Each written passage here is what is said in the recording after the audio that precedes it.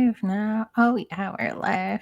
Wonderful. Hey, everyone. Hey, Facebook. Hey, YouTube. Hi, all my Hello. friends. This is so fun. All right, so today I have my friends David Ruby and Stephanie Kunkel, and we're gonna chat. David, Stephanie and I decided that we're gonna let you DJ the conversation since this was your idea. That sounds risky if you ask me. I highly recommend against that personally. No. Well, should I just introduce why I thought this was a good idea in the first place? Yeah. Sure, why not? So this sounds like I've become the evidence-based guy of hypnosis. That's probably not true. But my background is in library studies, so I do. And as a kid, I valued science, and I like taking things apart and tinkering and seeing what works, what doesn't. Short version of that is, I want to talk about what role science has in this and what role things have that we can't prove, because there are lots of things we can't prove. In fact, there's a history of things we haven't proved but have used as humans that have then gotten acceptance, like acupuncture is a pretty good one, for instance.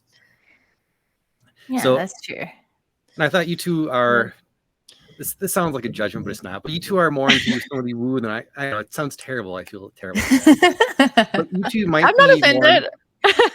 You should be. Well, you're the queen of woo. What would I expect, right? Right. But I thought it'd be a nice way to talk about what the role is of things we have more evidence-based approaches on and things that we don't. Mm-hmm. And kind of where that blurs, for instance. Yeah. I guess one question I have for you two, and I've struggled with, not struggled, but I've thought of this myself, is what actually defines something as woo and what actually defines something as being kind of proven, where there's some evidence that backs it up? I like that question. Pretty good, Stephanie, do you have an immediate answer, or do you want to think Well, about it?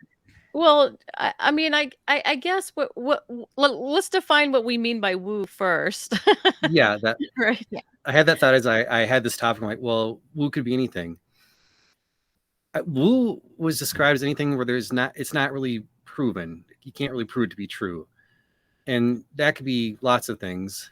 That's not very helpful for the audience, but I think something like EFT there's evidence based on it, has some efficacy, right?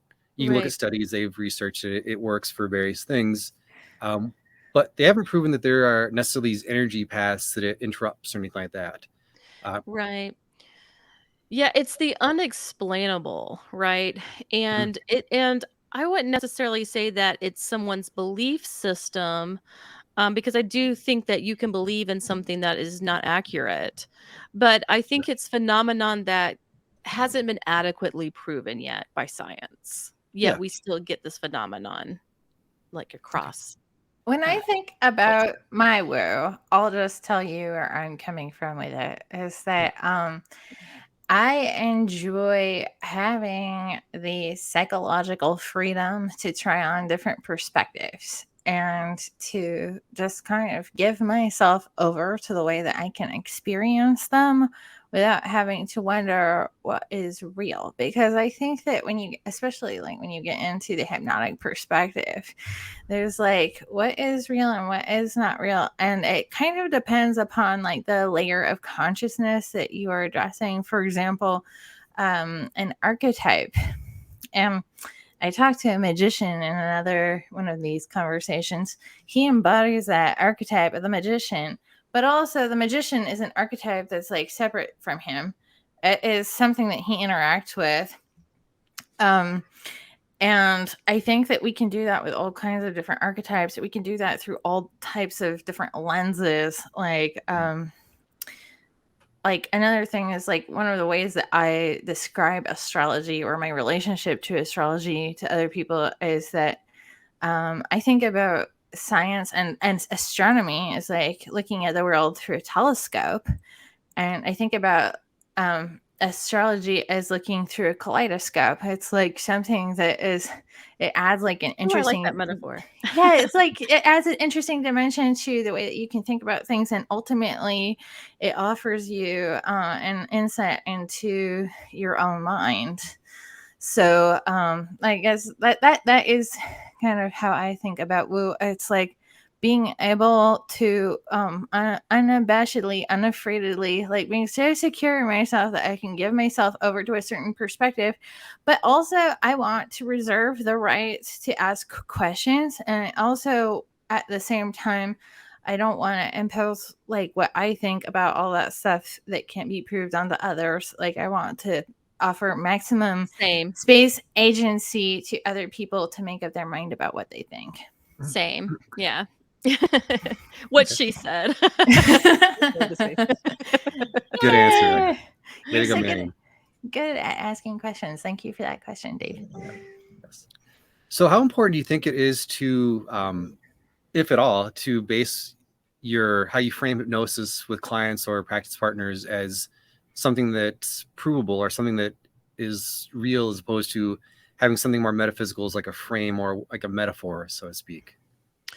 Right. So I think right off the bat, a lot of people just think that hypnosis in and of itself is woo. They don't understand that it actually is brain based and there's lots of evidence to back it. So I do present my clients with that evidence if they need it, if they want it. But at the same time, I have discovered that there are deeper, inexplicable levels to this as well. And I think it's because there are deeper, inexplicable levels to consciousness.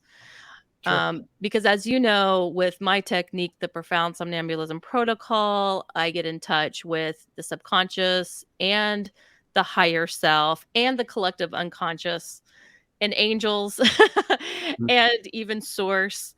And whether or not that's really what I'm touching into, um, the clients believe that it is.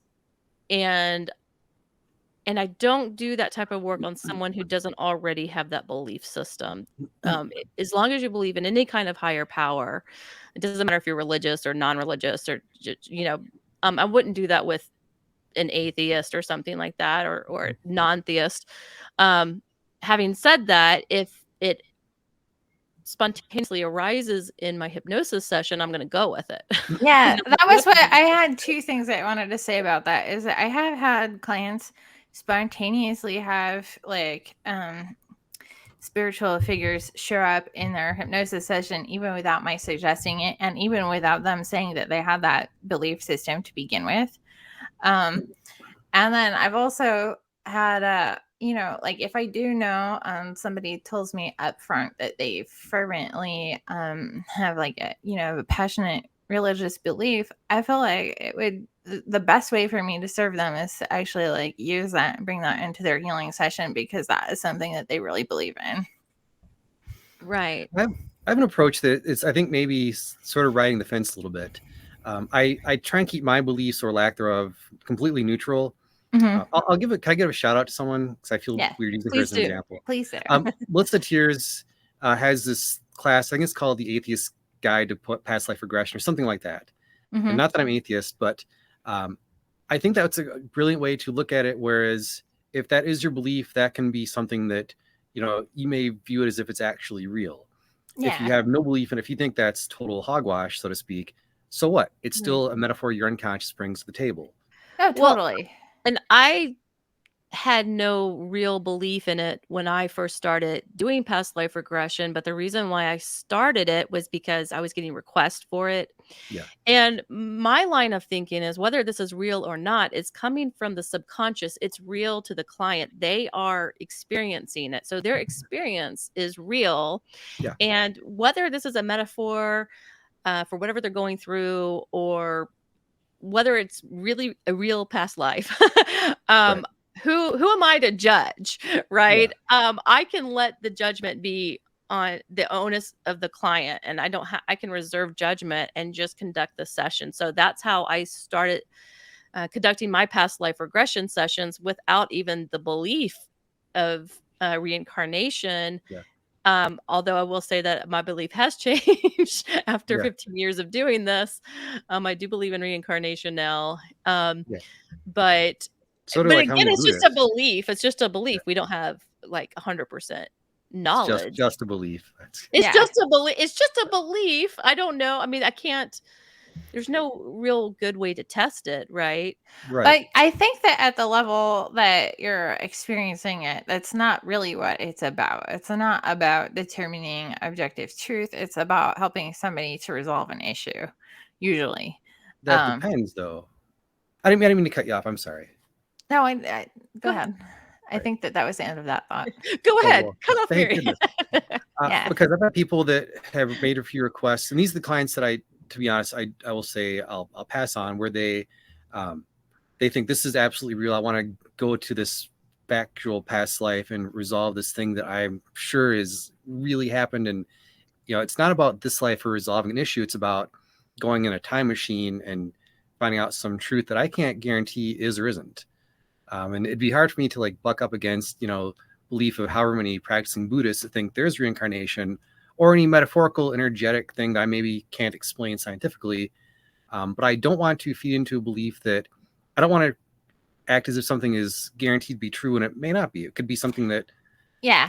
is Now, here's something that I thought of when we had our conversation about science earlier, David. I Some think deja vu. that skepticism, it has to do with accountability. Like, I think that when we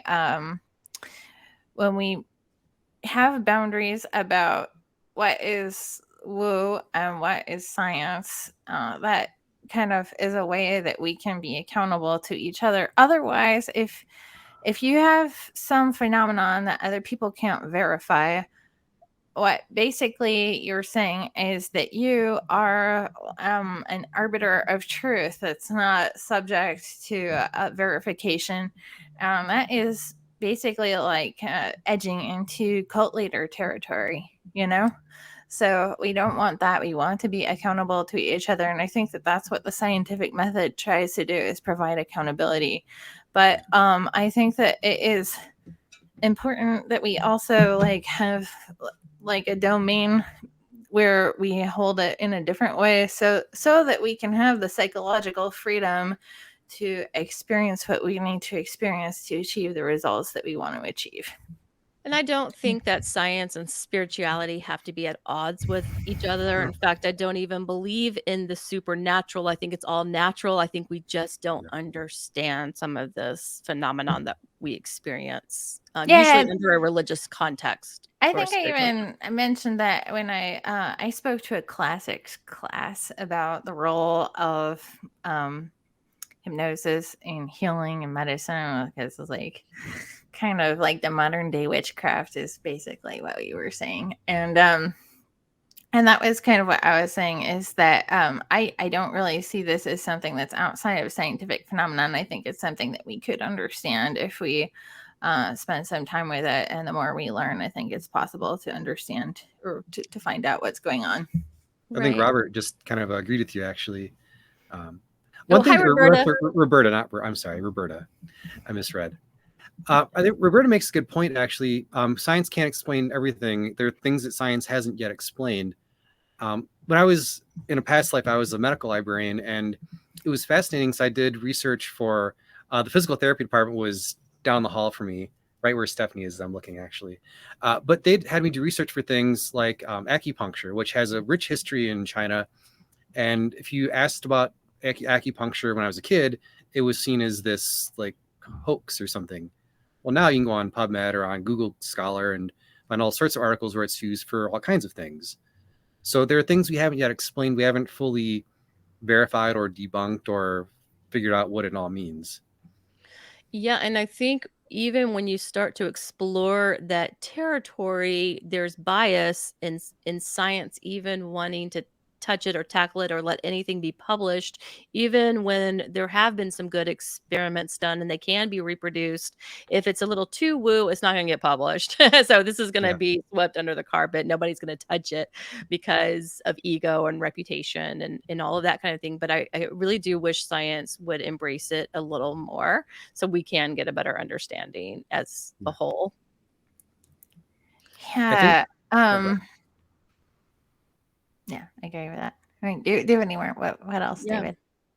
I think conversely or congruently with that, maybe, I think hypnosis or hypnotists as a community I think we should also embrace the medical community and science as well, because there are people that are like totally for it, and there are people that when you bring up like clinical trials or studies or what can we do to back this up, some people will shirk. They'll really like repel from that, like it's a bad thing. I think that those people just don't understand. They just don't understand science. Like, I don't know. That's just like my feeling. It's like I want that on a t-shirt. Because like I think that there's nothing more beautiful than like a whole kind of like way of thinking that just wants to know like in a certain structured way, and like I said, to have accountability with like how we present facts and stuff like that. And I think that's a beautiful domain. And I think that I agree with you. The more that we can get the medical community and the hypnotism community to work together, the better.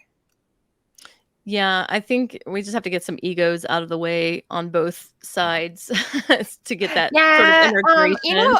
I've noticed, and I have definitely noticed that culturally, hypnotists sometimes can develop a chip on their shoulder because they don't because culturally there's like this thing where our profession hasn't been respected for so long, or they feel that way. And I think that like a good hypnotist ought to relieve themselves of that psychological baggage, because most of the therapists and medical professionals that I have interacted with have been incredibly supportive and interested in what I do and pro helping people in a non-invasive way. And so yeah, I think that a lot of that stuff can be like stuff that we get in our heads, but it doesn't. Like, also, the other thing is a good hypnotist should know that people respond to you kind of like based on your energy. So if you want to set the tone for that conversation, you show up with the expectation that they're going to embrace what you do, and they most likely will.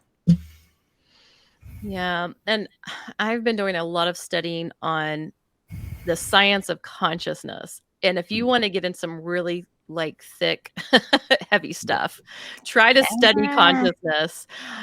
We have the easy problem of consciousness, which is just behavioral. How do you act? But then we have the hard problem. Where does consciousness arise from? Right? Is it? Yeah.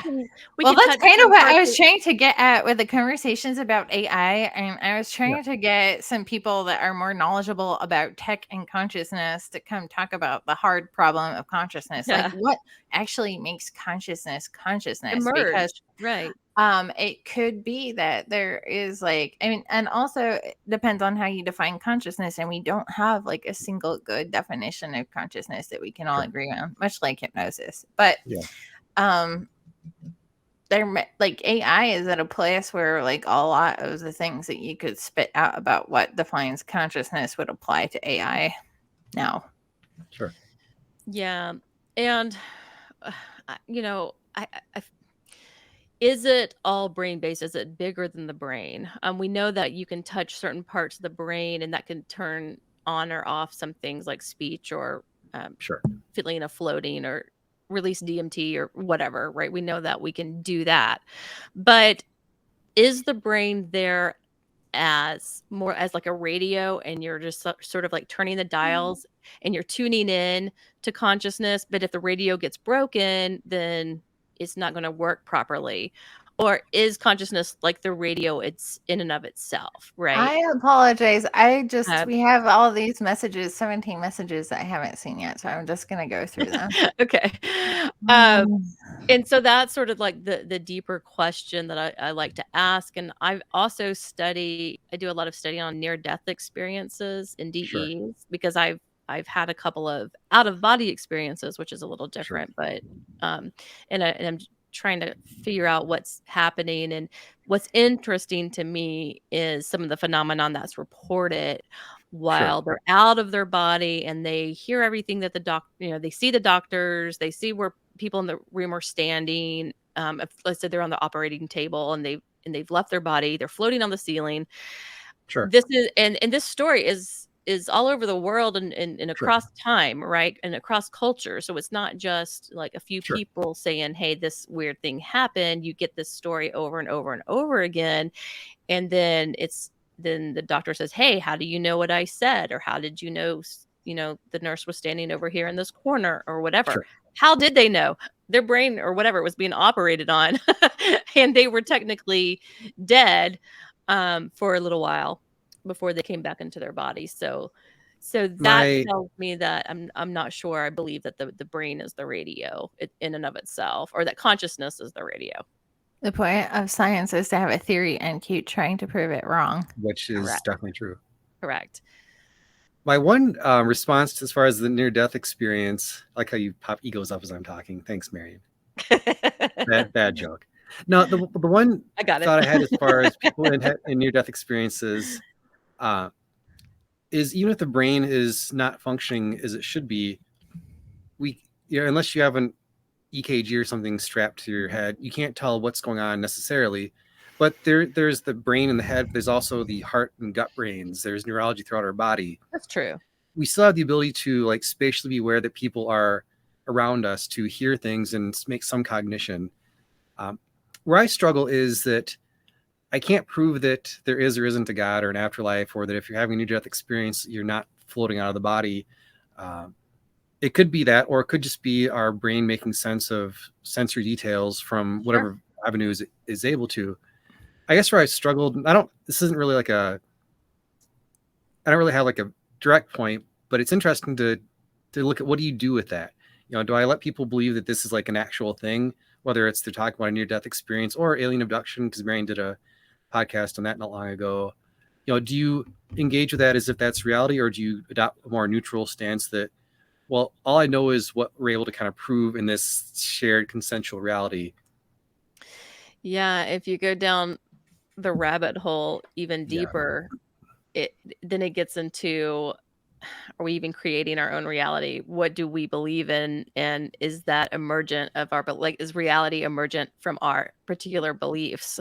Yeah, I actually I read what a I book. think about. I read a book on I gotta remember. I'll see if I can recall it later and send it to you, David. But I read a book by a medium that said that basically like our afterlife is like largely determined by what our belief system is. So like if we have a belief system that thinks of it one way, it's going to be like this, and if we have a belief system that's going to be another way, it's going to be like that. There's like no way to really see if that's we true. don't even know if we're in a simulation or not. Right. So right. All brains and bats. It's so hard, like when you're speaking of metacognition, it's not easy, because where are we even, what's the starting point? Where are we even coming from? Right. And then when you study anything about quantum physics, that's just so totally crazy in and of itself. Yeah. Dark energy, dark matter, all this kind of stuff. It's so fascinating to me. I study all of that stuff because I love it. But it's real dense, and it can get very, very confusing. So, to address your question, Dave, I think that Roberta says she'll come back and tell us. Please do. Yeah, I have so many questions. Yeah. I really do think that it's okay to let my clients like be responsible for their own belief system. Like, how we're holding it, if you want to hold it as a metaphor, if you want to hold it as reality, that's up to you. The only thing that this is like kind of been a little thread throughout my conversations lately.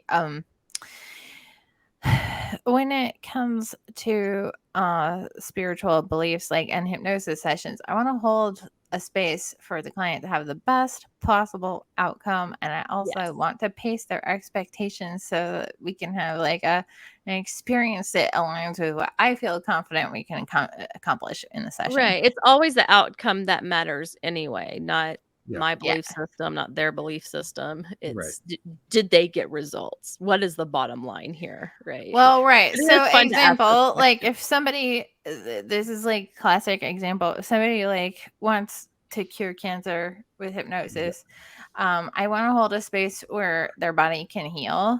And I do believe that the body can heal cancer to some extent, but I think it would be unethical to promise the remission of cancer as a result of a hypnosis session. Yeah, That's that not is something always. and also, like, we are not God. I'm not God. I mean, we're all Right. God. We're all God to some That is extent, but always. we're also like we're all gonna die. So, I That's think so that tough because I'm sorry. yeah, go ahead. It's so tough because as a hypnotist, I know that we have to set expectations. Yeah, Even if it's the placebo effect, that's the only thing that's working, which I believe it's more than that. But even if It it's is. just that, right? Even if it's just that, you have to set the expectation that it's going to work, even if it's curing cancer. Yet we can't say legally, obviously, and ethically, we right. can't say that we can cure cancer. And yet I've had people be cured. Yeah, I don't want to use the word cured, but be healed. Well, I know in the context, Or I their think I cancer know has like been a in remission, has particular gone into remission. We'll session put it that that you way. might be referring to. I think I saw the video of this, and it was basically like the client was like going in and just noticing that they were having healing, right? All right. So it depends on which client you're talking about. All right. Yeah. So I've had clients who have. I had a client who had a lump in her breast that um that the subconscious found that she didn't know that she had, and then took the lump out during the session, but there was like no way of testing that because she didn't know that she even had it, right? So I just had to trust that she got the healing. I've had other cancer patients that I've seen who their cancer has gone into remission. Would that have happened without me, or without the hypnosis, I should say, because I'm not doing the work. It's their own subconscious and their own body doing it. Yeah. But I know But that you're not doing that instead of the doctor, right? You're doing that in addition to them seeing the doctor. Oh, for sure. In addition to them and going to chemotherapy and all of that. And I'd Right. say don't change anything that you're Yeah. doing. I cannot give you any medical advice, right? Talk to your doctor about it. But I guess my whole point is, for certain issues, like, we can't say you're going to be healed or cured, but Yeah. if And we you can't go know if to- they're going to be healed or cured too. but We if you can't go know like go Well, ahead. no, of course, right? That's a given.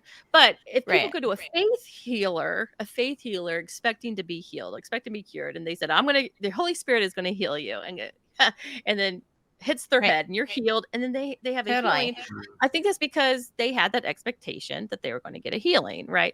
And not everybody that goes to a faith healer gets healed or cured either. It's everything is on an Well, individual basis, but I think there's more of a chance of getting it if you believe that it's going to happen than if you don't believe. I Go have a ahead. thought for that. Well, I've been delving into some Nicholas Spanos work. He was a fairly prominent researcher in the 70s through 90s, I believe, and he found in studies that your expectancy doesn't play as big of a role as we think it does. With the thing with faith healers is it's also possible that they don't get cured, the condition stays there, but they feel better, and for a while they think they're healed, and then whatever it was they had wasn't getting treated. So there's a real possibility that they feel True. better. They expect to feel better, so they feel great. That doesn't mean, unless you test for it, you can't prove that Right. underlying condition is But gone. there are some people who can miraculously walk again. sure. I'll give you. I had my sister's best friend's mother. Her name is Debbie. We'll say that. We'll say Debbie. Debbie had a mass in her lungs, and she asked my dad to pray over her. And my dad is he's not like a priest or anything, but he's Sure. a prison minister, and he does a lot of praying and stuff, and Sure. he lays hands on people and whatever. So he did this laying on of hands, and he said, so he was praying out loud, and he said, when Debbie goes to the doctor, I want them to be astonished and amazed that this thing is gone. Something to that effect. Okay, paraphrasing here. Anyway, so I Debbie, like that suggestion. It's like a suggestion. It's like embedding the doctor too. yeah. So anyways, that's exactly what happened. She went to the doctor. There was no trace. There was no mass. They had the x-rays with the mass in it. And then now all of a sudden it's gone. Was that a spiritual healing? Was that hypnosis? Was that the consciousness? Or was that just some sort of like really random, spontaneous remission, that just happened to synchronize just at the right time? Like what was that, right? So I believe it was something to the effect where she did have the belief that she was getting healed, whether that was spiritual, whether that was hypnotic. You know what I'm saying? I don't think it was random chance that Yeah. I thing think that that the kind cleared of up. like where we all kind of like converge with this is that like it's good to hold space for the best possible outcome and to believe in the best possible outcome, and it's also responsible to kind of hold the understanding that we can't necessarily control what the outcome is, right? So, and I know, and David, you said something like where expectations isn't as powerful. Although, in my experience, I think it really is. And but I know that you're also something about motivation. Um, I know that you've been studying that as well, and that motivation has a lot to do with it.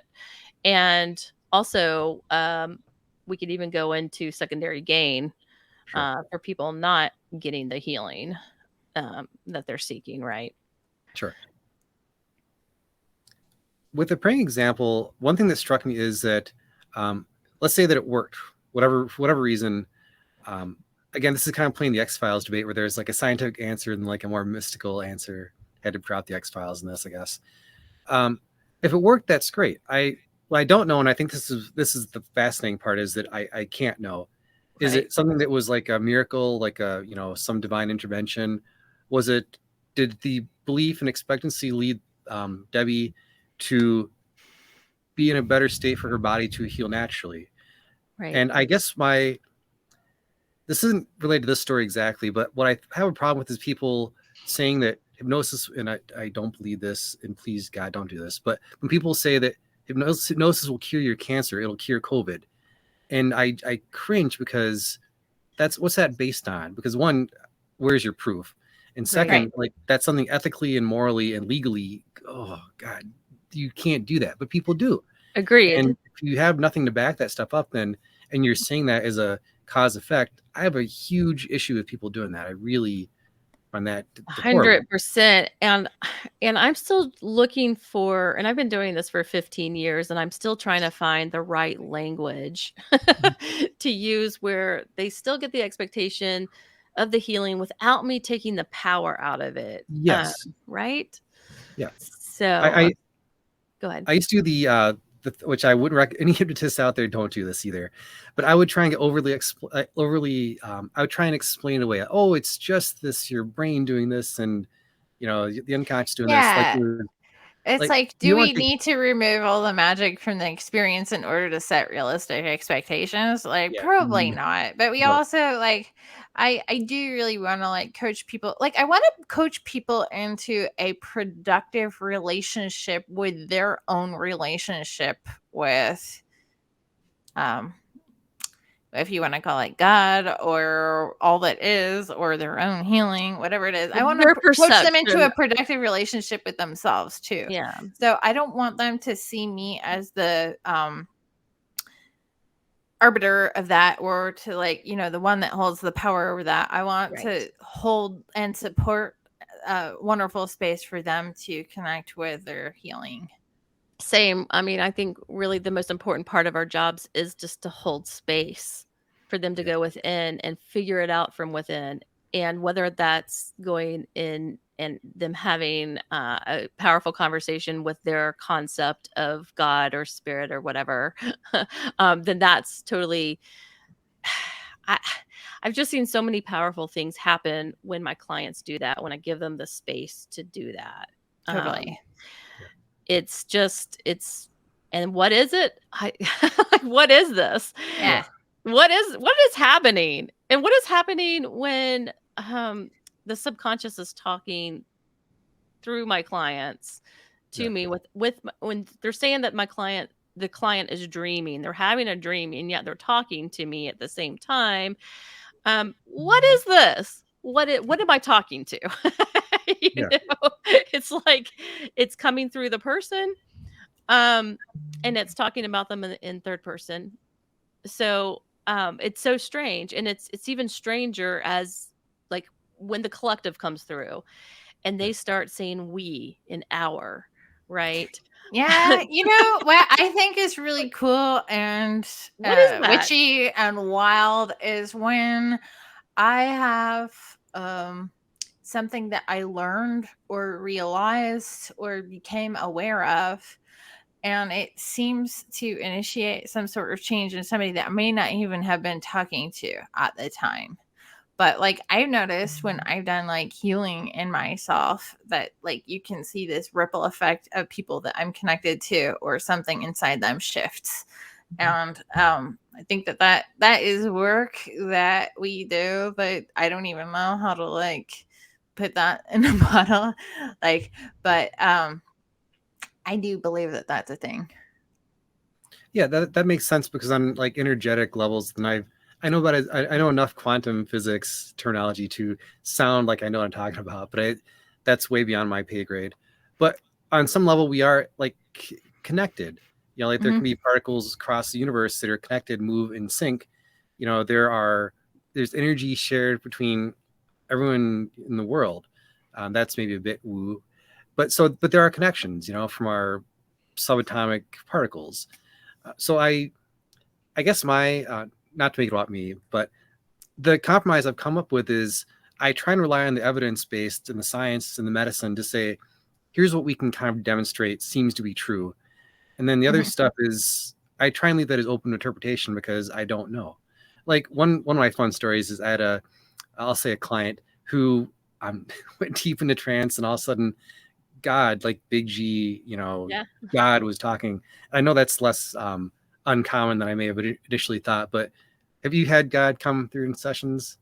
Yes.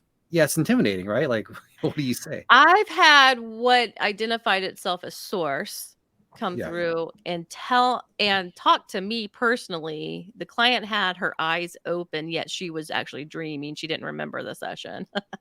Her eyes were open, talking to me and saying, why haven't you been working on that book that I've laid on your heart to do? Why are you procrastinating? To me. Oh. To me. The client had no idea that I was writing a book. Right. Right? What is that? What is that? Right? Yeah. Things that make you go, I'll happily say I don't know. And but that is the kind of stuff that I tried to not be super cynical or skeptical about because I have no good answer for that. And I could try and explain it away, but that's just me kind of going on some cynical default. Well, so for me, my sort of guideline for myself is I'm just like, well, I'm not gonna second guess my lived experience. I'm not going to use my anecdotal experience to try to present it as anything other than anecdotal experience. But I was just like, I just feel like if I can leave my mind open enough to just kind of be open to life, and then at the same time hold space for like these different layers of knowing things. Like I just have a different category for experiences versus like knowledge that has been acquired through research and that sort of thing. Actually, to me, it's comforting that there is something greater than myself that is showing itself to me or giving me some kind of personal experience because I feel like I need that. Maybe not everyone needs that, so not everybody gets that. But it is super comforting to me to believe that there is something greater than myself and I'm not in control of it. And that's just like because I'm a control freak just naturally. So that is a great relief. Yeah, there's like it's kind of like, yeah, there are things that are bigger than me. There are things that know more than me. They're like, I'm not the ultimate arbiter of reality, and that is a comfort. Yeah, there's I want to be the just, arbiter of reality. just little old me. Right. And we know there have been studies done on people who have a belief, a spiritual belief, and those who don't have a spiritual belief, and those who don't are usually suffer from a lot of depression. Yeah, and that is actually a huge benefit. I think that even my friend brought up this study that was done with rats, where if the rats were in the water and they were going to drown, the ones that got rescued right before they were about to give up tended to then, in subsequent runs, swim like way Days. longer than the rats that just didn't have any hope. And so there could be like a huge evolutionary advantage to having faith. Sure. One, how terrible are we to lab animals? God, but yeah, that's such a horrible. There's no happy ending. It wasn't like they saved the rat and like took it home and made it a pet. They just like, all right, let's see how long it takes you to drown next time. Oh, But Right. sorry, it's just a yeah. terrible study. But faith has many forms. Having known people of faith and people who are atheist or agnostic, faith doesn't have to be external. Faith can be internal, or it could be externalized but atheistic or non-theistic or whatever you want to call it. And I think, I know I'm going philosophically off on a rant, but I think you can have a faith in a higher being and like an afterlife, or you can have faith that we're part of this larger universe, and of course there are things bigger than us. Like my house is bigger than I am. The universe that we see from telescopes is full of all kinds of mystery and space and things we aren't even aware of, can't even imagine. But even just a bigger consciousness, right? Like maybe there's something that knows more than I do. I mean, I know there's people that know more than I do, but but I mean just of the higher things. Right? The complicated stuff. And and actually believing in reincarnation now gives me a lot of comfort too. And even though I was raised Christian, and so that wasn't a part of our values. I think it's a part of some I Christianity. I think that there are some maybe Right. more Well, esoteric let's branches just of say Christianity. that the part of Christianity I was in, Right. if it's not in the Bible, it's not true or whatever. But Right. although I think it is in the Bible, but that's a whole nother discussion. But What about the just Gnostic Gospels? Let's bring those out. yeah, right. Sorry. But just even believing in because even the thought of all right, first of all, an eternal hell, I'm sorry, that's just It's to depressing. me, It can be depressing. it's depressing and kind of ridiculous. And I Yeah. believed in it for a really long time. Yeah. But an eternal heaven is also just as depressing. Yeah. And boring. So I get the concept of karma. I get the concept of living life and having to maybe do it over again if you have all of eternity. And if you can really wrap your mind around eternity, I don't think anyone can really wrap their mind around what that means, eternity. Like, so what are you going to do for your eternity? Maybe you're going to experience everything. Maybe you're going to create new experiences. I don't think you're going to be like playing a harp on a cloud singing Yeah. for your eternity. I wouldn't want to do that. So I saw this great line. It was in a fiction writing book, and one of the advice that the teacher was giving the would-be writers is that unexamined, unadulterated agency is extremely boring. Like if you have a character that has like no limitations, that could just do whatever they wanted, it would just be like yawn. So, I mean, if you think about Right. like ourselves as being like our stories that we're telling all together in our own ways, like we don't have unexamined, unadulterated agency. We have limitations, and that is what makes life interesting. Right. And challenges is what and the yin and the yang and the good and the bad and the opposites and polars of things to help us experience can't really experience we don't really know what good is unless we experience bad and vice versa, right? So we kind of need the extremes and we need the opposites to really appreciate fully what goodness is, what love is, what humor is, what, that sort of thing. Otherwise, it's just boring, bland, blah. Why do we even exist? I'll tell you, I think that like where religion sometimes loses me is when it seems to cut off curiosity. Like if someone is presenting a perspective where the answer is found, and that is like a stop rather than an invitation to continue, that is a problem for me. And I found that in some flavors of church. And I think that whatever I would subscribe to would be supportive of curiosity and agency. That's sort of my guiding star, is what is this belief system doing? Does it support my agency and the agency of people around me, or is it being prescriptive and limiting, and in a way that inhibits my ability to freely think? I want a book about the flavors of church. Maybe I don't actually. That could be bad too. Yeah. Yeah, and the church that I was brought up in, this is set in stone, and Yeah. that is it. Saying that we know things that we And may if you not ask know. This is the way that it is. Yeah. It could be heretical, and you could be burned at the outcast. stake. You could be burned at the stake. Right. In my religion. Yeah, go back enough generations and it gets kind of decent. I think you had a point about like this is Stephanie. I guess I should present that, but about like, without good and bad, you take them both. There you got the facts of life. But if you thought it was a bad joke, Marion, it was terrible. That's gonna be stuck in my head all night now. I'm so sorry. But okay, one of the things I've been doing, this is my own one of my practices. I'm doing a lot of wholeness work from Connie Ray Andreas. This is not just a plug. But one of the things it does is it has you kind of basically dissolve the parts. So without there being a conflict, without there being like different parts, it's just you kind of existing boringly, perhaps, as just all of you yourself.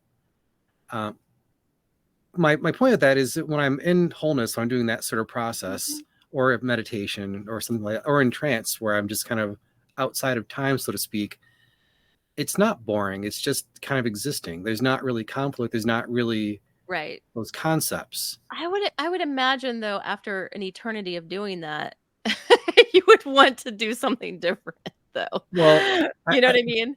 The thought I had when you said that, though, is when I'm in that state of mind, time doesn't really exist. And if you're in a different enough frame of existing, I get that. what does that mean? And I could be totally wrong. God no, I get that. And maybe you're in this beatific vision or whatever for like eternity, and it's like, and it's just pure bliss, and and I think you can choose to do that if you want to, and you can stay there for as long as you want. And in fact, I think that's where you rest and you recharge. And then but if you want to go back, those who want to go back and help the earth or whatever you want to do, then you go out and you do it. And those who want to stretch themselves and consciousness and what they can learn and whatever, then you go out and do it. But I don't think you have to do it.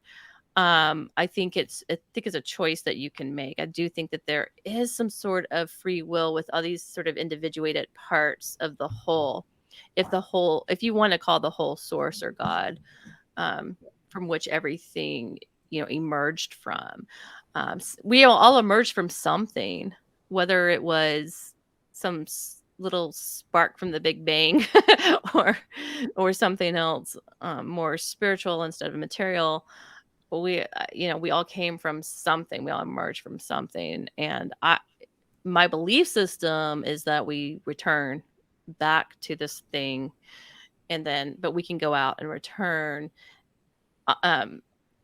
as freely as we want to do it. But it's a different concept than I had growing up of what I thought heaven and hell were. Completely different concept. It was like, in heaven, you're going to get like these mansions. Like, why would you have mansions? Why would you even have anything material?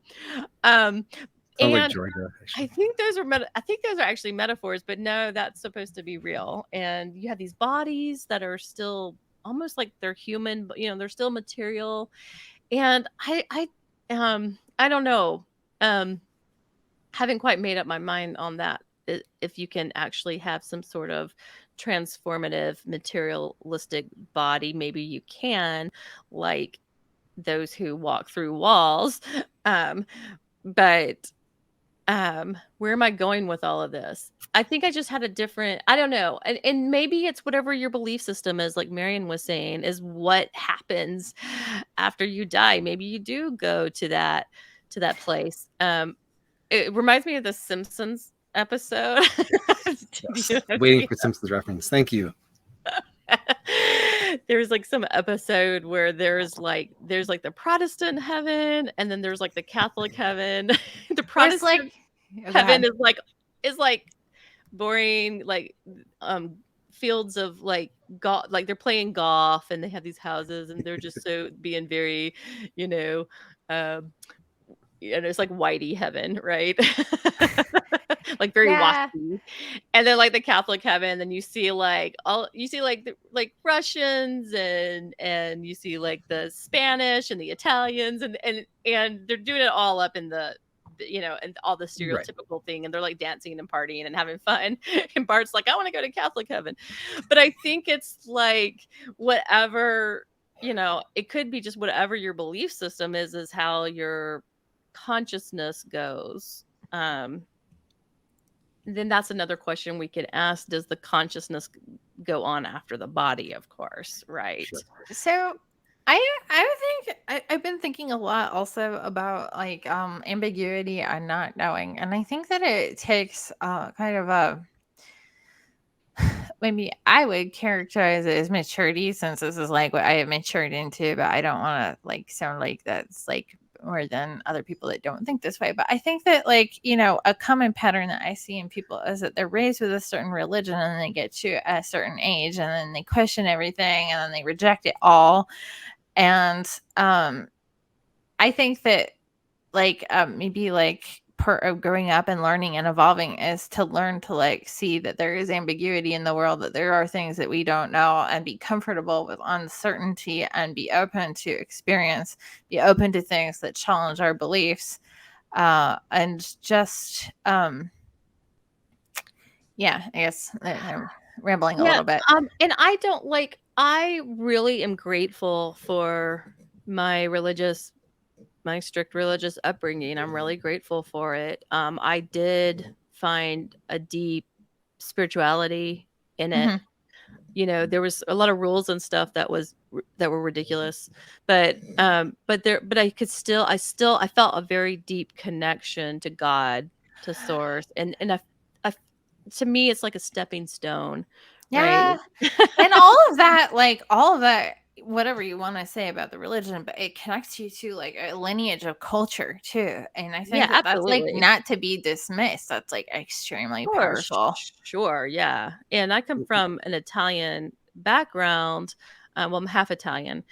And so the culture and the religion are so intertwined together. There's feast days and there's all kinds of prayers, and there's prayers that you do with the family, and there's prayers for everything, for every occasion, and dressing up and going to church is just a thing we do, and it's a thing we do with the family, and it's just expected of Mhm. you. Right. And it kind of like, if you don't get involved with that, then you probably do feel like an outsider. And Yeah. that's also why I'm raising my children in this religion, because my whole family the whole extended family is connected to it, and I want them to understand the culture of it, and then make up their mind for themselves, whatever they choose to believe ultimately. But I want them to feel connected and kind of understand what all the rituals are. Yeah, just to feel you know, included. yeah, to feel included, and they want to feel included too, and Yeah. so they you know Yeah, that they makes like sense. going along with I had it. kind of the opposite direction where I was raised very strictly, and I sort of started questioning things and put it shortly, I end up with way more questions than answers. Yeah. But I think that kind of colored my perspective. And I think with hypnosis, I came to this as a skeptic, not to like tie it back around, but why not? But I think it pertains where I had way more questions than answers, and I researched it and was able to find something that seemed solid to me. And that's a nice basis where I could, like, look at this is what's kind of been shown to be, as far as we can tell, to be true, to be reliably verifiable and replicable, if that's a word. But then also there are things I don't know, and there are things I can't prove or disprove, like, reincarnation, for instance. Many Buddhists believe in it. I can't prove or disprove it, so I'm not going to try and step on anyone's beliefs or try and push mine. There's that push and pull with what I can, validate or support evidence, and what I maybe can't. There's no real question there, but that's a rant. That's my rant for the night. Last one, I think. Yeah, this, like, I can talk about this all night because I eat this stuff up with a spoon, I mean, I can go as long as you guys could go. But I guess, well, ultimately it's up to each individual, right? Because we're not going to prove this anytime soon, at least with the science we have now.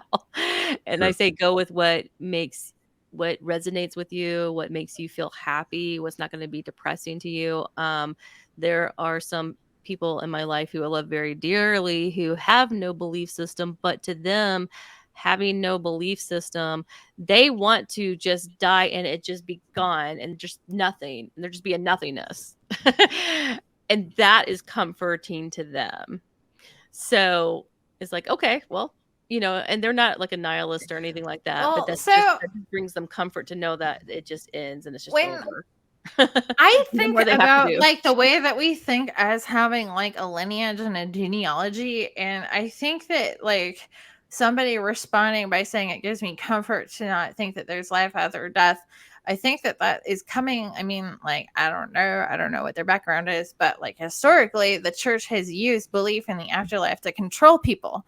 So if you are coming from that background, or if you're like related or tapped into that background, like disconnecting from that point of control can feel liberating, I think. Like I've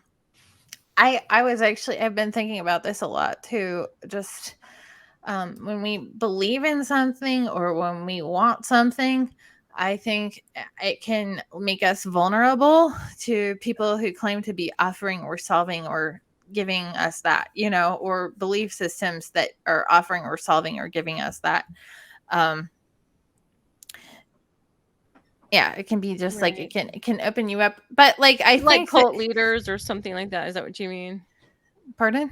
To like cult leaders or to cult leaders, or I mean, I don't even know like specifically like religions or dogmas or belief systems. Yeah, like anything that claims to have the answer. Now, I know that like you and David, me, like can kind of recognize when the difference between a belief and someone or something that's profiting from people subscribing to a particular belief. Sure. Yeah. Absolutely. And that like kind of circles back around to like agency. That's like kind of like my dipstick more so than is this true or not, as like does this support agency of myself and others? Yeah. David, and I also actually want to thank you because I love that you don't just, blindly accept things. You do the research and you really do the research and you write about it in a very brilliant way that's easy to understand. And you can tell that there's like a lot of thought behind it. So sometimes when maybe there's a discussion in a Facebook thread and we're kind of going off the deep end, sometimes David will come in and kind of like reel us back in. Nice. I mean, like, all right, let's look at the scientific point of view too, which I actually deeply appreciate that because I think that is actually needed as well. So there's definitely a place for that. And I don't and you approach it quite like you're so polite and you don't, it's not your ego. saying, "Oh, this is what you're saying is wrong." You just say, "Well, what if you were to think about it this way?" And we know that studies say this, and I know that you've done the research because you are a researcher. um, so like whatever you say, I listen to because I know this is going to be the truth, that you've studied it, you've put a lot of thought behind it, and you're not just it, you've moved your ego out of the way, and you're just like presenting, okay, here's facts, or here's the way that I see it, this is the way that I'm viewing it through this lens, and let me offer this lens to you. And I just want to thank you and just tell you that Thanks. I really appreciate that. I thought you were gonna say how long-winded it was, and I should maybe, edit myself a little bit. It gets a little long-winded sometimes, but sometimes Yeah, that's right. needed, though. Occasionally, you have a good point buried in all the chaff. That's Yeah. actually, in a way, it's from. I guess I'll call it out. When I was growing up, I thought I had the answer, like, because religiously, like, it was presented to me like this is it, folks. That's all she wrote. And when I had, I guess, like a crisis of faith, I started to go in the opposite direction and, to an extent, and question everything. Right. So by doing that, I'm always looking for what else I can learn. Is what I currently think, or are my conclusions or beliefs, are they backed up by anything, or is it my own biases and filters? Is it what I want to have happen? Is it what I'm seeing from my perspective that may not be right? So I try and find as much quality evidence as I can to sort of check myself and educate myself. So it's in a way, it's the opposite of ego. It's basically saying don't be too full of yourself. Don't think you have the answer, because you probably, at least I don't think you can. So I guess my big passion lately, the last couple of years, has been the evidence-based hypnosis stuff, because when I hear things like people saying this can cure cancer, prove it. I got in this field as a total skeptic. I didn't buy any of this stuff until I saw there was evidence that was used for things like, surgical anesthesia. That more than anything else caught my interest. Like, because that you really can't fake that, right? If someone's, You can't fake surgical anesthesia, yeah, right? if someone's cutting open and taking out your appendix, that's a pretty good acting job. You can just kind of lay there and act like, And that, right? You can't just, you can't fake that. It also reminds me, I was talking to Alanu the other day, and he was saying that we didn't know that you could do like the spoon bending thing until people started doing it. Yeah. And then all the sorts of people were doing it, where you just like hold the spoon and you can like, gaze at it and imagine that it's going to bend and it will start to melt and bend. Right. And that is a thing that people do, that Alan does at shows, and that happens at hypnosis conferences all the time. I don't know that anyone has a great explanation for how we're doing it, but again, it probably circles back to like it could be explained if we knew how to explain it. Bob Burns could probably help you out with that. Yeah. He did it for my kids. It was wonderful. The restaurant people hated him, but aside from that, it was great fun. Mm-hmm. They're lacking a few spoons afterwards, but I mean, that's the kind of thing where I don't know how they do it, so I can't say it's legit or not. I would want to know, like, I know people who learn that at Hypnothoughts, how to bend spoons and forks and stuff, and it's fascinating. But you're one of them. You can watch it. You could probably search for it on YouTube and see videos of people doing it. Experientially, I could tell you anecdotally, what it's like, but can it be replicated? I can do it, but it could also be taught. Like, I learned it. It was a learned thing. It wasn't just something that I did.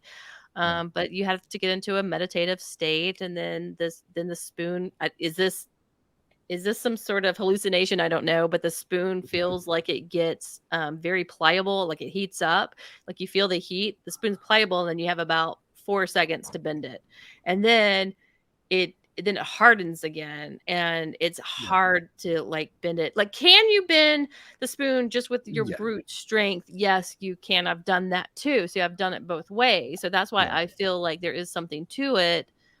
Again, what's happening with my consciousness when it starts to heat up in my hand, and it's like, I don't know what that phenomenon is. I do know that there have been times where I was like, I know I just bent it with my muscles, but there have been times where it's like, oh, okay, like that really did something, and I don't know what that is or how to explain it. I know how to do it. That's like with hypnosis. I don't know. I really don't. I teach it. I don't know how Yeah. to explain it at the deepest levels, right? I know how to teach the application of it, right? This is how you do it, and if you do it Yeah. in these ways, then you'll get these results. So it's something that can be taught. When I I was taught how to speak tongues, speak in tongues through back in the day through my Right. religion. Right. Sure. And I was trying to speak in tongues because I wanted to, and then I knew it was just what is that called? Lala Galia or whatever. It was just Yeah. Yeah. right. It was that, and I knew that it was that. But then once I did the thing that how I was supposed to do it, then it was like a water faucet turned on, and it wasn't me making effort.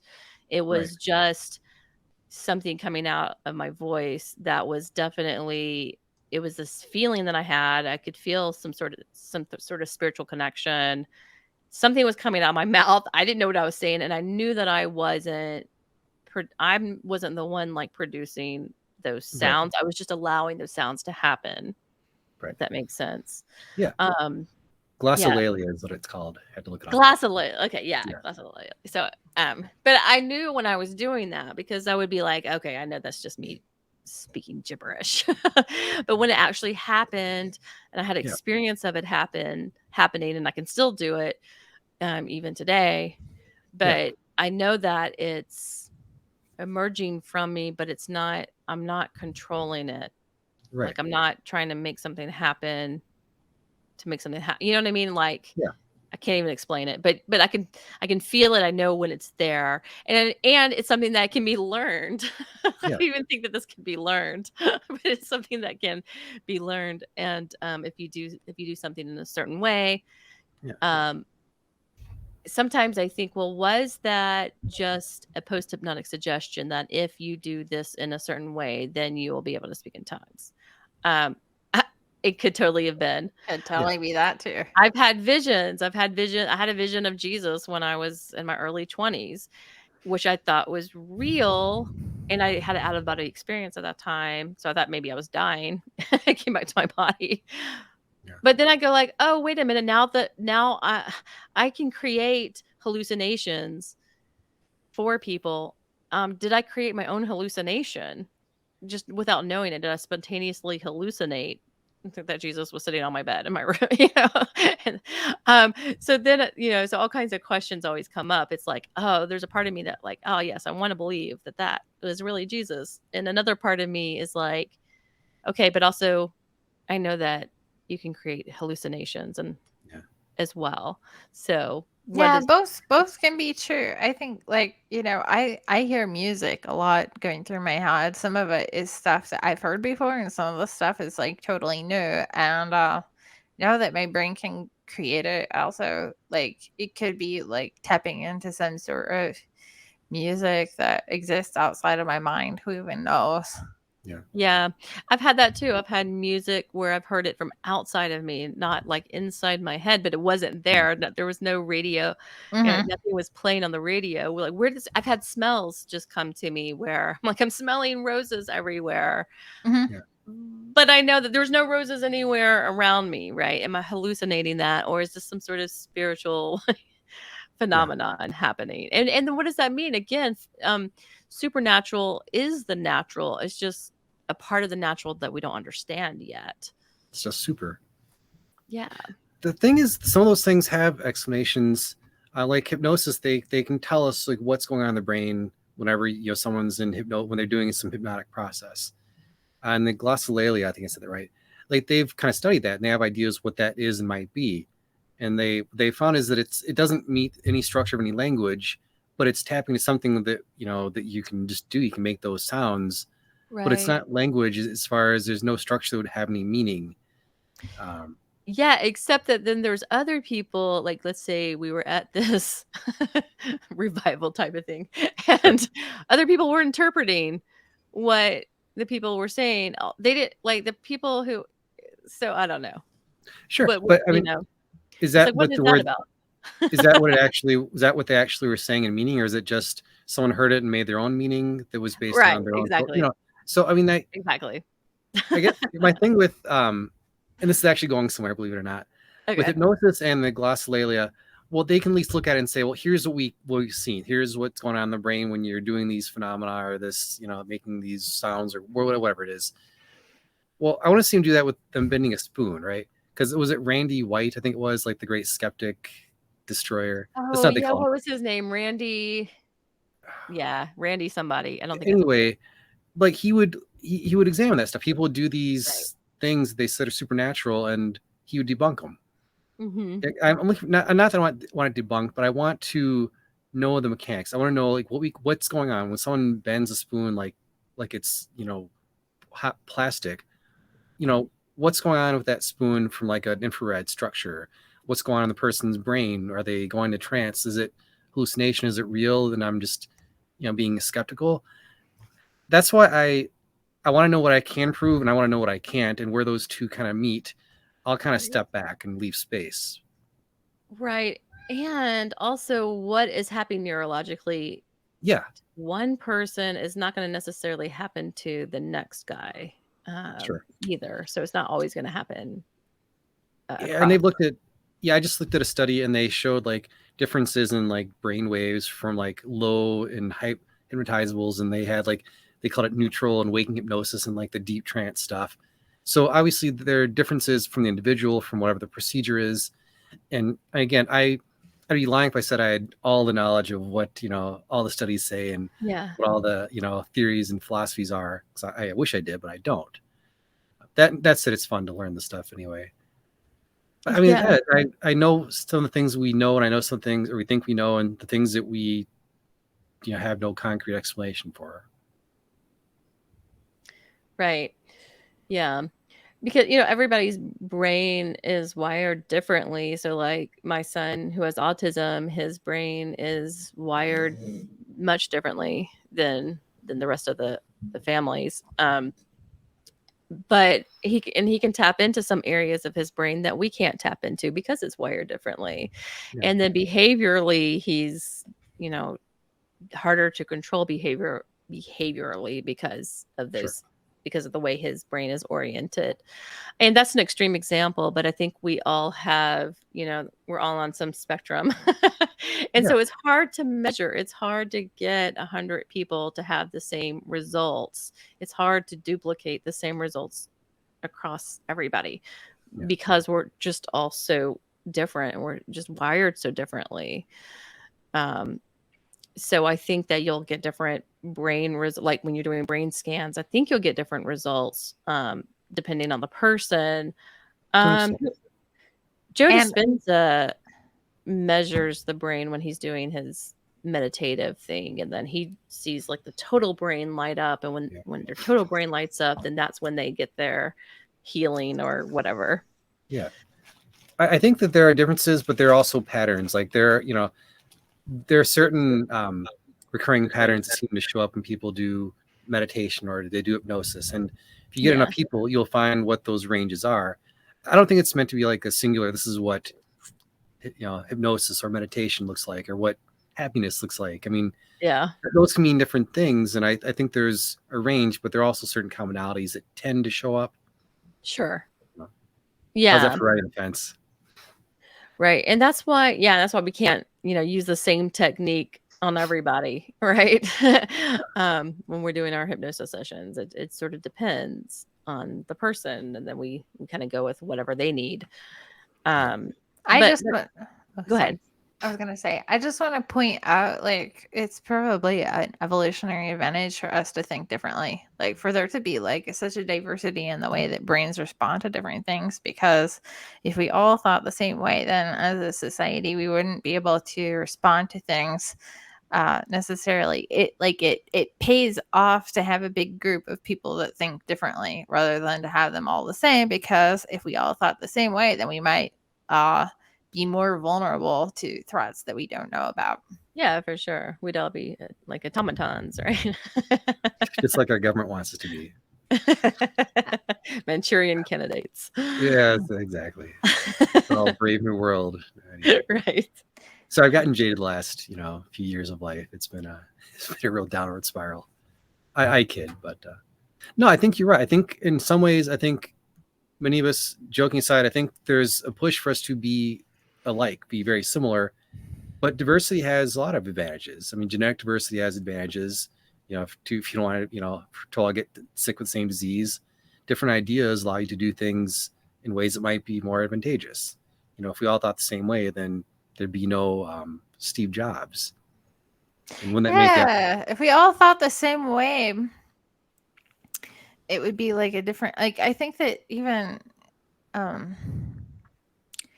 people from inside or outside a particular perspective or field ask important questions and have like a certain role in creating accountability too.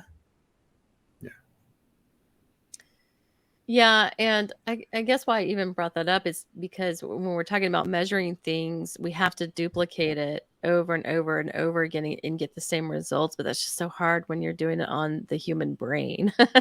It's very hard to measure consciousness. Yeah.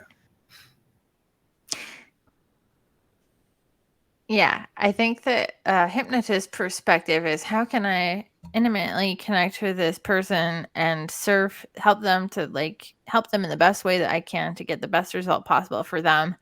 And then like the mindset of a scientist would be like, how can I set this experiment up in the way that would have the clearest result, right? And those are two different approaches, wildly sometimes. And that's why scientists make the worst hypnotist. Really? Because they're going to do the same thing, the same pattern over and over again, the same script, with different people. But it depends on what you're trying to replicate, I would think. Because like if you are doing the same thing over and over again, where you're trying to be in rapport with somebody and trying to read them and kind of like riffing off of them, then that would be actually like really good. Right. And I don't think scientists do that, is what I'm saying. Yeah, it's hard to control variables, and every session is entirely unique.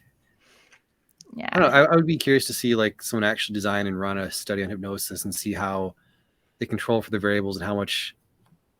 There really can't be much flexibility, but I don't know. It'd be fascinating to see how you do that over like one trial, then what you could change the next one. Mm-hmm. I mean, I don't know. Like Irving Kirsch has so many studies out there. It's he's got a full career doing that, and I'd imagine he's found ways to mix it up somehow, even from study to study. Yeah. I would like to see you design this study, David. I think David, that's exactly what I was thinking. Maybe you could head that up. Yeah. Yeah, I'm more of a, I don't know, like I learned how to analyze studies more and like read the results and sort through the results more than we did a little study design, and it sounds like a lot of work.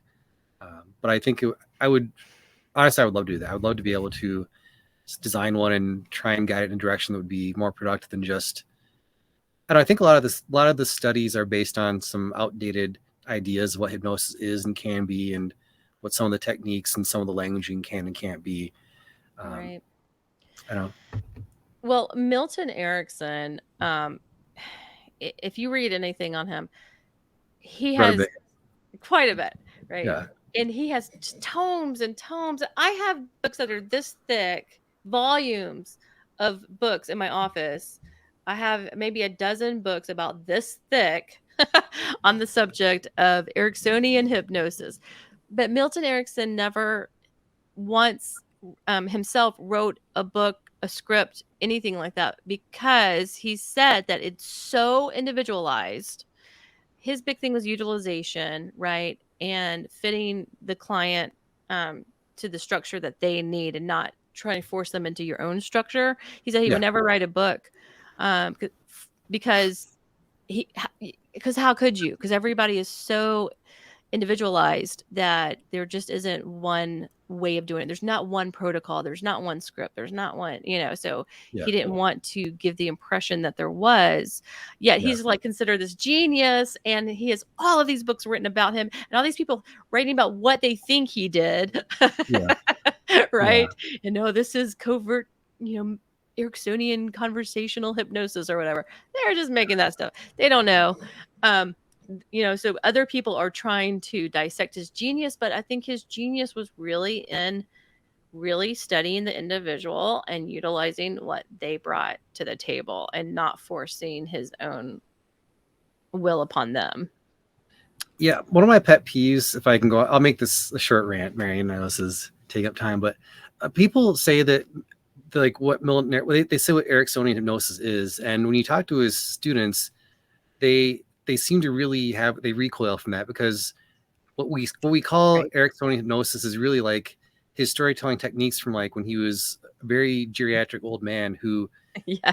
who did storytelling, so it was easier to let you figure out what the metaphor meant to you. But Ericksonian hypnosis covered anything from as direct and authoritative as Dave Ellman to like even his conversational stuff was not as gentle as like Stephen Gilligan, Right. or like he was still like pretty paternalistic in his conversational stuff. He just gave you this illusion of choice, and he was ambiguous enough to let you find your own meaning, but he was not like this like soft, gentle, soft spoken. Well, Right. and I But just want to say that, like, in the context He of his took clients, chances which we too. can't be there, but maybe that's exactly what they needed. Like, I know that a lot of yeah, people that, in some cases that could really serve yeah, someone to hold that kind of a container. yeah. I don't think that's a bad thing, but I think why my takeaway was that he was not as one dimensional as we tried to make him out to be, and what we call Ericksonian is No, I not. don't call him one It's not dimensional. right. But that's, you know what? I had that come up when I was talking to a potential student. And she was like, so this is gonna be Ericksonian hypnosis, and my mind just like went like 10 different directions at once, and then I was Yeah. like in a trance. I was like, what did you say? Ericksonian hypnosis? Like, to me it doesn't mean this one thing, and so I was Yeah. like trying to decide whether I wanted to get deep into Right. What phase of exactly. Like, Ericksonian hypnosis are we talking about? Like Yeah. when I he know, and like, do we want to get into what that is on this phone conversation, or what are you asking really? Like, Right. that anyway. Go Yeah. ahead. What were you gonna say, Stephanie? Well, I was just gonna say he also just used in the I think it was in the book Uncommon Therapy or Great whatever. book. Yeah, I mean, just the techniques that we would never, Oh never God, use no. those some Well, of if you those want to get techniques sued today. and barred from practice, you would totally. Well, I Yeah. actually think that like we are evolving. Like, our consciousness is evolving, and so like even like what hypnotists did 50 years ago like has to be different than what we're doing now, Hopefully. because we're learning and we're evolving, and not only are we learning and evolving, but like the collective consciousness is learning and evolving with us. So Right. like I think that like what might have worked in one context, like the context is always changing. Yeah. One thing. And go ahead. Well, actually, it's funny you mentioned scripts, because I'll name drop again. If Graham Old watches this, he'll probably know what's coming. But David Kayla talked about how Erickson did write scripts well into his career, He did. and he wrote them in a way. And this is, I think, something that's missed, is he didn't just like make everything up off the fly. He like would write them and revise them and memorize them so he could use them like a well-trained actor would. It wasn't like he was like, this is the third word in the second line. It was more of a story that could evolve and be utilized with the person. Right. Yeah. But he was writing it for the client, not with broad strokes, right? He was Or even if he did, he would still, like, you could have like the same story you tell to 50 people, but that story is going to evolve based on the client. Sure. Because he had a lot of the same stories he would use, but how he would tell it would He would just tweak change. it depending on the client and what. Yeah, I kind of do that. Like, I have like a little library in my head of things that I could use. Yeah, You're like we were Ericksonian, talking about too. earlier, we have strings of patter. Yeah. So we're not Yes. reading scripts, but we do have strings of patter that Strings of that patter, matter. and also like a little library of like metaphors and Yes, personal libraries of scripts and stuff. metaphors. Right. But even when I Little do core stories. transformation, I will have this is one of the few where I'll actually have a script, but it's a script where there's a process. It's not just reading the words and hoping they respond. It's you go through the steps and you walk them through the actual process.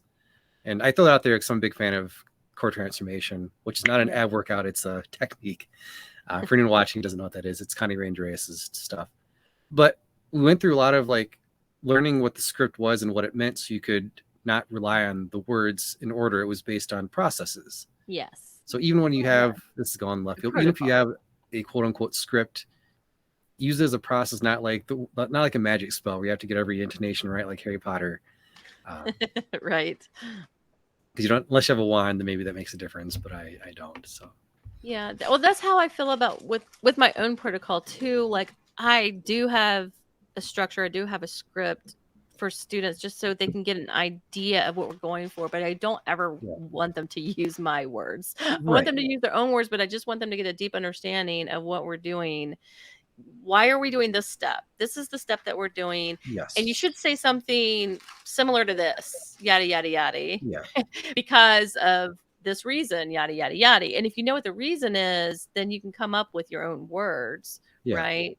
And then are Or they responding the way you want them to? Are the words getting the desired result? Then it's less of a correct. magic spell and more of going for some kind of result. Exactly, right. And then also that's why we test throughout the whole process to make Yeah, sure that we're on track and we're in sync, right? And that the client is picking it up and we're not just saying these words like a lot of hypnotists do and just it's just like throwing the spaghetti on the wall and seeing what sticks, you know. right, And I did that for a long time when I first started off as a hypnotist. I'm going to say these words over them. I'm going to read the script, and I'll tweak it to match the client or whatever. But okay, let's just. And I hated that because it's like, you know, because I never like to leave a session feeling uncertain that yeah, something didn't get through to the right. client, you know. So it was a very vulnerable feeling, and so I think that's why I do the work that I do today. I love teaching advanced hypnotherapy. I like teaching our class too, Marion. I like the basic stuff, but I love the more advanced techniques because that's when you really get to have fun exploring, and that's when you get to break down the processes, right? And figure out how to connect on a deeper level with each client, utilizing what they bring, but also doing these techniques that have been proven to work, most of the time. Nothing is going to work 100% of the time on Right. 100% of the people, but you can have a pretty, fairly high result if you Yeah. do these techniques, and as long as you're really listening to the client and you're really holding space for them, you're really connecting with them. I think intention has a lot to do with all of this that we're talking about: hypnosis, spirituality, right? Wherever your attention goes, your how does that go? Uh, Where your attention goes, your mind flows or your something. mind flows, Energy right? flows. Energy Energy flows flows. where your Thank you. attention goes. Energy Yes. flows where your attention goes. There you So go. intention and attention create the energy. Um, that whether you're creating it or whether some other force from beyond is creating, even law of attraction. I can even say law of attraction has worked for me so many times, but I can also say, is it something spiritual going on, or is it the reticular activating system of my Right. brain? Yeah, because like Looking for those I things. posted this morning this spoon that I found on my walk the day after I had a conversation about what was I talking about? I was talking about manifesting and spoons, and then I see the spoon Yeah. on the ground. Um and so I thought, oh, like it kind of seems like a wink from the universe, but it could also just be that my mind was open to seeing that, you know? Right. Yeah, there's that phenomenon where if you get like a Honda Civic, well, you'll notice, yeah, for that, like you'll notice, oh my God, there's a million Honda Civics. Well, they didn't just show up because you got a car. You see them because your brain's primed to notice them more. That doesn't Right. mean, I don't want to be the skeptic and say that disproves law of attraction or No, manifestation. it doesn't. I think But that that's just like part of it. Like, I think that it is useful to be like looking for opportunities, like if you're looking for things to appreciate or you're looking for things that are opportunities, then you're just going to have like a sweeter experience of confirmation bias than if you're looking for reasons why you're going to fail. Right. yeah, And on an evolutionary level, the brain omits those Honda Civics until you get one because it's not needed. It's not needed for your survival. And so things that yeah, aren't needed, that aren't coming at you, that aren't harmful to you, we don't see them. We're blind. We are like yeah, literally mentally blind to them, yeah, because we need to be focused on The most survival. important The thing. most Yeah, important whatever. thing, right? Yeah, whatever yeah. that is. Yeah. And so and I don't dismiss any of, like, this is all science, and I embrace it. I don't dismiss any of that. But it is interesting when, you have these dichotomies, or you have these experiences that are inexplicable, that seem, So, pretty strange. there's a model of consciousness, the Eighth Circuit brain. A number of people have written about it, including Timothy Leary and Tara Lee, and it talks about, like, it's kind of like the chakra system, but it's also not totally equivalent to the chakra system. But it's like there's 8 levels of consciousness, and each level has its own logic. So there's like 4 that are like our body and our rational mind, and then there are 4 that are like the um archetypes and metaphors and collective consciousness. I think that like the collective consciousness is up at 8. And there may be like other octaves too. Like there may be like octaves above what they wrote about. But each level of consciousness has like its own logic or its own like sense making structure. And so I think sometimes where we get into these like conversations where we're trying to understand how things work, we're disagreeing because we're like trying to come at something from a different consciousness level, right? We're trying to look at it from a different level where it wouldn't necessarily make sense to look at it that way. So I was just like kind of like putting that out there too, that like different, like for example, an archetype isn't right or wrong. It's just like a thing, right? Just is It's what it is. like Right. And archetypes are important, and it's also important for our survival as well to know what those yeah, archetypes are. right. Yeah, Well, like I'm sorry. go ahead. I had a left field question, but what's the most interesting or inexplicable thing you've had happen to you in a session with hypnosis? Anything stand out? Well, besides Source asking me why I was procrastinating on my book. Yeah, you have to one up that, definitely. That would count. Yeah.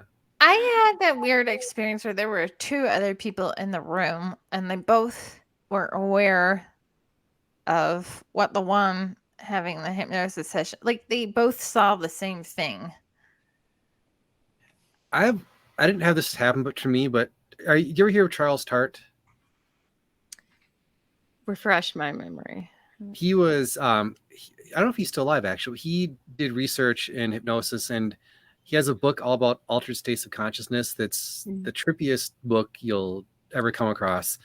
But he had one where he had these college students, I think it was probably undergrads, needed money for ramen or something. But they did this mutual hypnosis where they would hypnotize each other, and they developed this shared reality that was like they were describing the same thing happening. And Yeah. part of me is like, well, one was taking on the other suggestion, running with it, and vice versa. But it was weird. They would go in a trance and they would meet in this shared reality.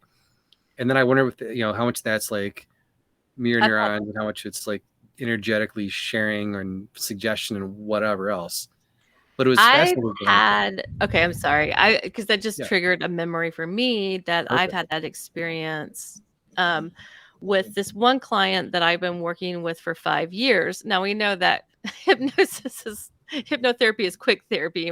I only usually see a client like once or twice, maybe Well, 3 times. yeah.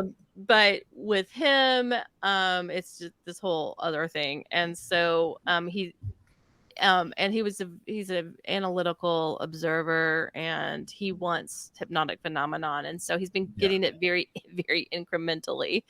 But we've gotten to the point where, and I don't know, it's because I just know him so well now.